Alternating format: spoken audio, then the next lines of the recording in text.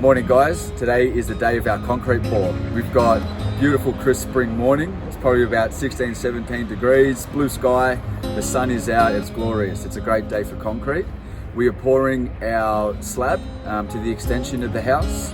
The concrete acts as the base to whatever we're doing on afterwards. It can be used instead of timber floor joists, a few other different ones, but concrete is a really good product that's used pretty commonly today. So we've been here since about 6:30 this morning to get set up nice and early. And yeah, the anticipation's high. Definitely my favorite part of the job, getting a slab down. It's a big stage, so it's exciting. The pump sets up first, big long hose that uses a power to pump up the concrete into where we want it to go. That'll take the best part of 2 or 3 hours to get it all in place. And then the final stage is getting a steel trowel over the top of it, or a helicopter machine, to give it that really beautiful smooth finish. So yeah, my favorite part of the job. I'm really excited for today.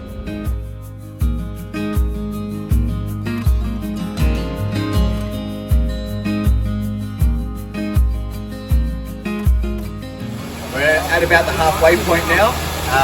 We finished our little basement slab. We decided to do that first. We've just come up to start filling up the slab at the top. So the way we do it is we start with the footings. You pour all of your footings first, and then you do the slab afterwards. The reason you do that is you get a consistent finish and drying times. So one area is not curing quicker than another when you're starting to finish it all. So behind me you can see the concrete pump. He pumps the concrete in, and then you've got the vibrator. The vibrator is the long petrol stick. You want to get all the air holes out of it. There's a bit of a subtlety to the vibration. You can't over vibrate concrete. So yeah, it's a bit of an art form to it all, and these guys all are working in sync to make sure we get a really good product here.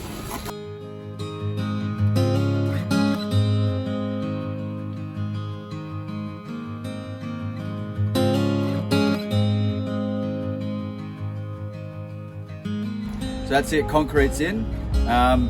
It's 4 hours kind of time, right? So in the scheme of it, it all just happens. It's 2 weeks of prep, getting the steel in, excavation perfect, 4 hours of madness. Just pulling a bull float over it now, so it's got the really long handle, so we can work the concrete all the way to the middle without having to walk on it while it's really soft, I guess. And then in about 2 hours, it's gonna be hard enough to walk on. And once we walk on it, we start using the helicopter, and by tomorrow, it's action on the slab. The house starts going up. So yeah, pretty exciting.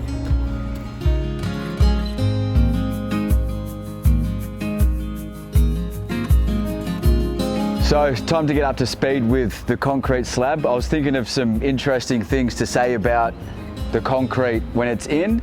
To be honest, all the interesting stuff is in the lead up and the day of the pour. So you can see it's pretty clean and tidy. We got a pretty good result out of this one. So yeah, you can see your rebates. We've got a double set down for our sliding doors at the back. Allows us to get perfect heights and a good base for our door to sit on. Got a really nice finish here. All of our levels worked out. We got the basement section done as well. So that was a big thing for us, is making sure we got the top slab and the basement done at the same time. And that's just reducing side overheads. What we've got here is our set down for our sliding doors to sit in, and then our set down for the deck. I guess when you're looking at this, you're probably thinking, oh, set down transitions, but this actually allows us to get a perfectly flush threshold. We'll have our timber floor exactly flush with our door sill, so there's no step down or step up. And then our timber deck gets built up to the exact same level as our door sill. So you've got this beautiful flush transition. So while we were hard at work in the ground, we're off to the side, plugging away on the computer, going through the plans, planning the next stage, which is framing. It includes a steel portal frame on this job. The steel frame adds stiffness, so you don't have a timber frame which is gonna wobble and move. Everything's bolted to the slab. This is a very cool, I'm actually really proud of how this has turned out. It's for our, what we're calling double pitched gazebo roof. So 2 roof pitches with a window, high level window through the middle.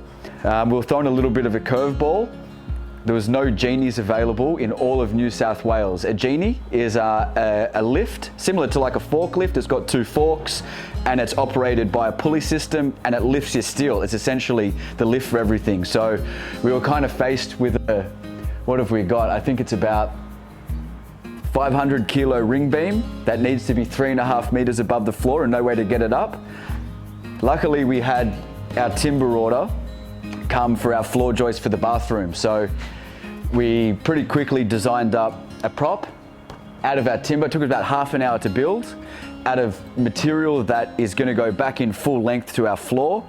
So we ended up actually saving money and creating an easier solution than using the genie lift here. How long do you want those? 200 by 45 pine whaling plates. No, they can be 4.2s or if you've got 4.8s. 4.8. That one's good. Nice one, thanks for that. Bye. Bye. My sales rep, Wayne, is down the coast, so I got a new guy on the phone and we're just trying to communicate the right type of lengths of timber that we need. So I generally put through what we require, which in this instant is a 140 by 45 LVL. They've got in stock 150s, which saves me delivery time for a special order. 150s are fine, they're going to work. It's oversized. If anything, it means less packing for our battens. So win-win. We pay a little bit more per lineal meter on that timber, but it's, you know, peanuts. We're talking about, you know, $1 a length kind of thing. It's not much. We are taking down our temporary frame here to unveil the steel portal frame, which is going to take all of the ring beam. We built this frame knowing that we'd have to take it down, so there's just a couple of screws here and there, creating all these triangles, but yeah.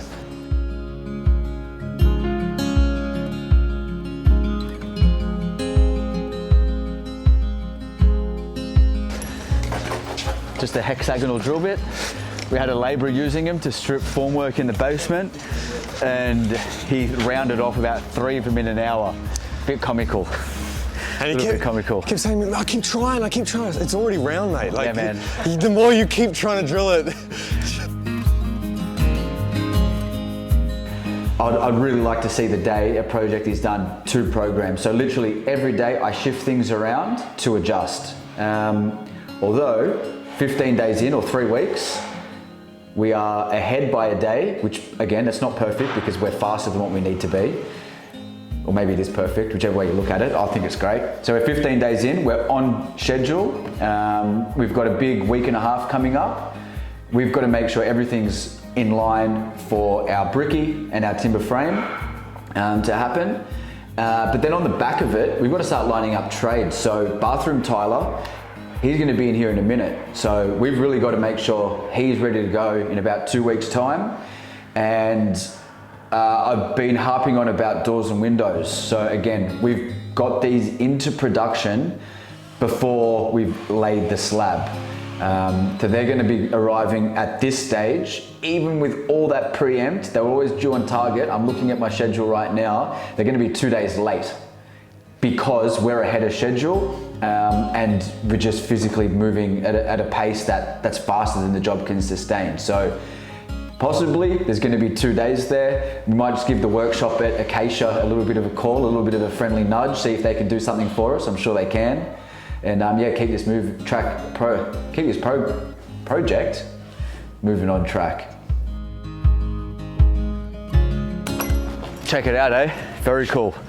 So I guess what we're looking at here is the upper beam, the upper ring beam that you're looking at is the underside of the high level window.